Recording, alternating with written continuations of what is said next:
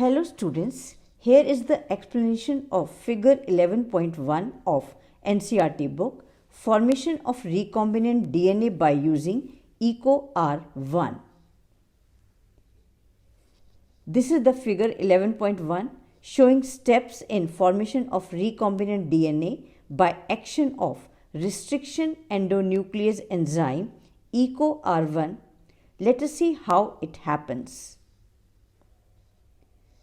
Before going into the steps, first you must know what is recombinant DNA. recombinant DNA एक hybrid DNA है. Diagram में देखिए दो अलग अलग DNA, DNA1 एंड DNA2 को जॉइन करके जो नया DNA बन रहा है, this is called recombinant DNA और hybrid DNA. So, recombinant DNA is formed by joining two or more DNA molecules to create a hybrid. This is possible by use of two types of enzymes. Two enzymes की ज़रूरत है recombinant DNA को बनाने के लिए. These are restriction endonucleases and ligases. Now see what are restriction endonucleases. Restriction endonucleases को molecular seizures भी कहा जाता है. ये वो एंजाइम्स हैं जो डीएनए के डबल हेलिक्स को बीच में से काटते हैं और वो भी पर्टिकुलर या किसी एक स्पेसिफिक पॉइंट्स पर. Restriction endonucleases are the enzymes which cleave or cut within DNA double helix at specific points. EcoR1 एक रिस्ट्रिक्शन एंडोन्यूक्लियस एंजाइम है जो E. coli RY13 बैक्टीरिया में से आइसोलेट किया गया है.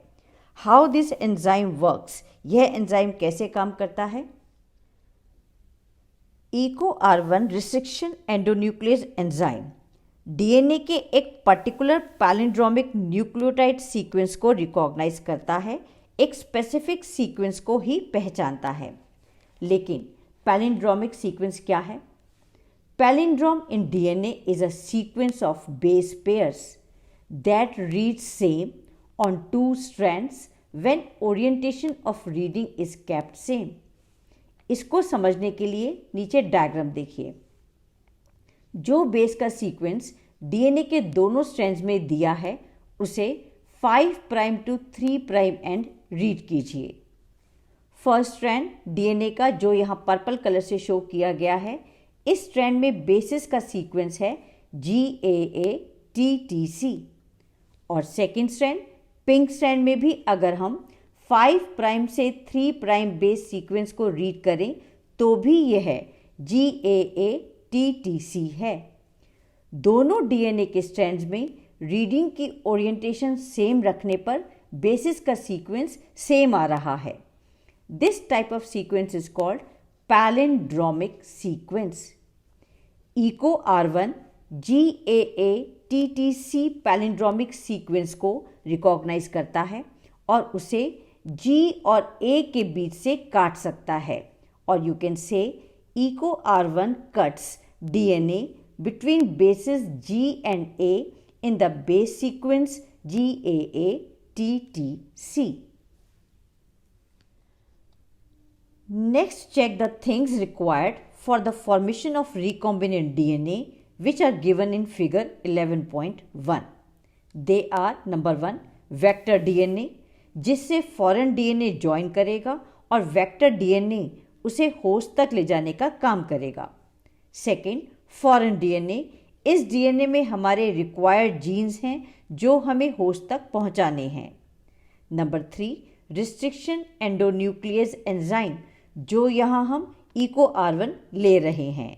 एंड नंबर 4 लाइगेज एंजाइम जो दो डीएनएस को ज्वाइन करने में हेल्प करेगा. This is the detailed figure 11.1 of your NCERT book showing steps of formation of recombinant DNA. इस फिगर में रिकॉम्बिनेंट डीएनए को बनाने के लिए दो मेन स्टेप्स शो किए गए हैं. स्टेप A जिसमें हमें डीएनए के स्टिकी एंड्स मिलेंगे एंड स्टेप B जिसमें डीएनए के दोनों स्टिकी एंड्स को लाइगेट किया जाएगा, ज्वाइन किया जाएगा. स्टेप A को देखिए. यहाँ पर दो डीएनए से स्टार्ट करते हैं, vector DNA and foreign DNA. दोनों डीएनएस को स्पेसिफिक पॉइंट्स पर कट करने के लिए EcoR1 एंजाइम यूज कर रहे हैं। वेक्टर डीएनए में चेक कीजिए, EcoR1 एंजाइम वेक्टर डीएनए के दोनों स्ट्रैंड्स को सेम पॉइंट पर से कट करेगा। यह स्पेसिफिक पॉइंट दोनों साइड पर base G and base A के बीच का पॉइंट है। As a result vector DNA का स्टिकी एंड हमें मिल जाएगा।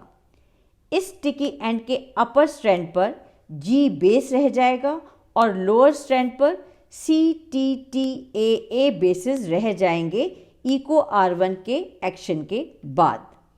Similarly same enzyme foreign DNA के भी दोनों स्ट्रैंड्स को G और A के बीच से ही कट करेगा और स्टिकी एंड बनाएगा। यहाँ पर अपर स्ट्रैंड में AATTC बेसिस का सीक्वेंस रह जाएगा और नीचे के स्ट्रैंड में G बेस रह जाएगा। स्टेप A के बाद हमें दोनों डीएनएस के स्टिकी एंड्स मिल जाएंगे। Now come to step B। दोनों डीएनएस के स्टिकी एंड्स को लाइगेट करने के लिए डीएनए लाइगेज एंजाइम यूज किया जा रहा है। दोनों स्टिकी एंड्स के बेस सीक्वेंस एक दूसरे के साथ कॉम्प्लीमेंट्री हैं। ये हाइड्रोजन बॉन्ड्स बनाकर डीएनए लाइगेज एंजाइम की प्रेजेंस में बाइंड हो जाएंगे और हमें रिकॉम्बिनेंट डीएनए मिल जाएगा। Remember one thing, unless one cuts the vector and the foreign or source DNA with the same restriction enzyme, the recombinant DNA cannot be created. Recombinant DNA create नहीं होगा अगर हम दोनों डीएनएस को एक restriction endonuclease enzyme से cut नहीं करेंगे तो। So that's all for today. Thank you very much for staying with me. Subscribe the channel to get the information about my new video. Thank you so much.